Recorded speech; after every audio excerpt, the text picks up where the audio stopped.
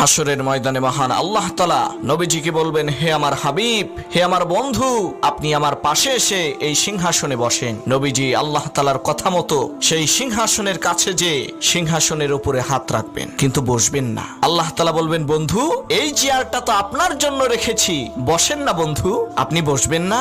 নবীজি বলবেন, রব্বুল আলামিন, আপনি বলেছেন এই চেয়ারটা আমার জন্য, তাই আমি হাত রেখেছি, কিন্তু আমি বসতে পারবো না। হে দয়াময় আল্লাহ, আমি যদি আজ বসে যাই, তাহলে হাসরের এই বিশাল ময়দানে আমার উম্মতের জন্য কে দৌড়াবে? আমার উম্মতের যারা নাফরমানি আর গুনাহের কারণে ফেসে গেছে, তাদের মুক্তির জন্য কে সুপারিশ করবে? কে তাদের জন্য হাত পেতে আপনার কাছে ক্ষমা চাইবে?